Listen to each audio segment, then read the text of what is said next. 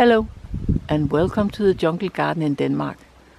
We are now getting close to the end of October and we have slowly started the winter protection of the plants in the jungle. But before we even start putting roofs over the yuccas in the plants in the garden and other sorts of protection out there, we take the plants from the courtyard indoors in what we call the cold plant room. As you can see, there's growth lights and the temperature is always above 0 degrees Celsius. It's between 5 and 10 degrees the whole winter. And we've got things like the Canarian palm, some cordylines and a bottle brush and Washingtonia robusta. And then we've got all the plants from the Australian bed that can't handle the cold, like grevillea and other bottle brushes. So they survive indoors. This is what we call the warm plant room, because here we have a heater on and it keeps the temperature around 15 degrees Celsius. And I guess the humidity is around 60% something here outside the tents anyway. And this is where I keep the colocasias that I've dug up or lifted from the garden. Some few plants from the Australian bed as well, that they do a lot better in here than in the cold plant room.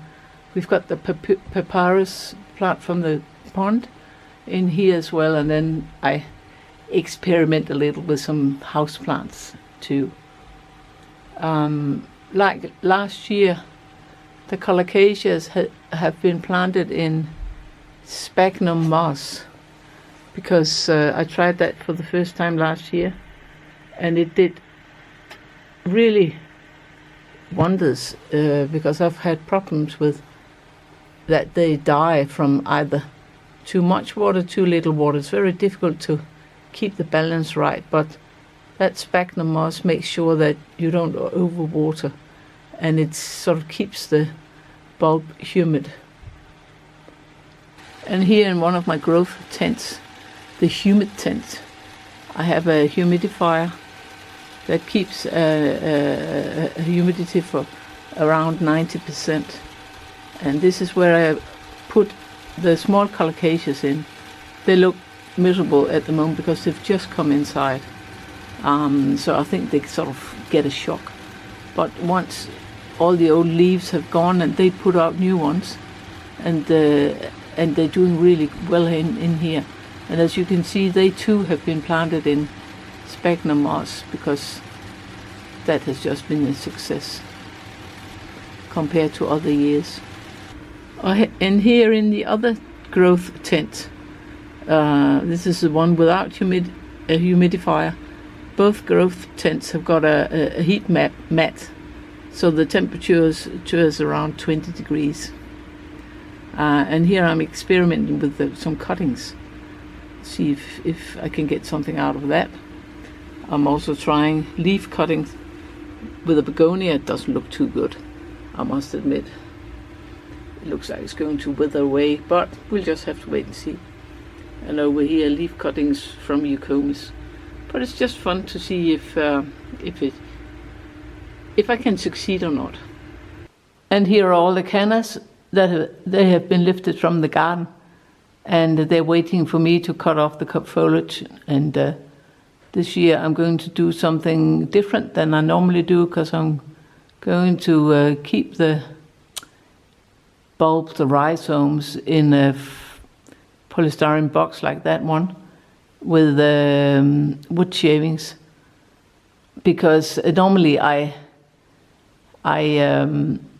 keep each plant in a pot in a dry compost, but it just takes up so much room. It wouldn't have been a problem this year though, because it's been a bad canna year. They haven't done very well. They're not very tall, and they're not very, they haven't multiplied like they normally do. So we just have to see what happens next year.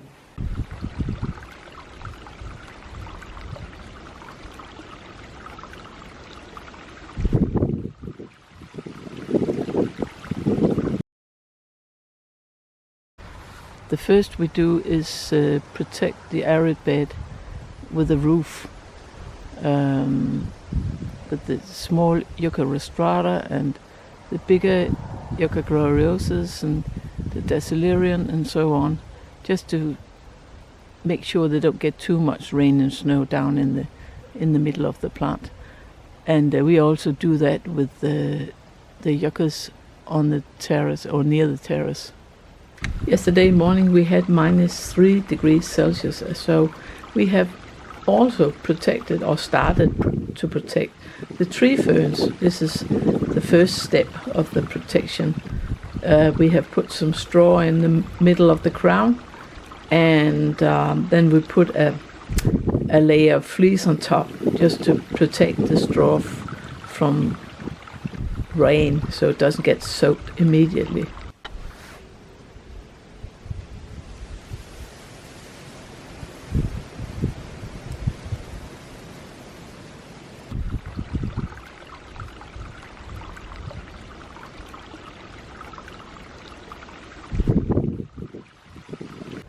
And here are all the wooden boxes ready for the gingers and eucomis and whatever else we protect with a box after we've cut the plant down and protected it with straw.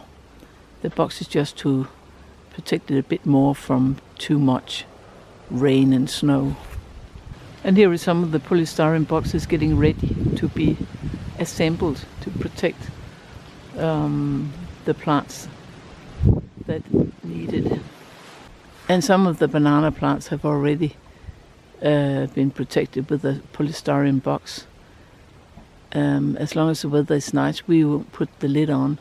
The lid is there to protect from a lot of rain, and it also keeps the heat in from the heat cables that will be put up later on.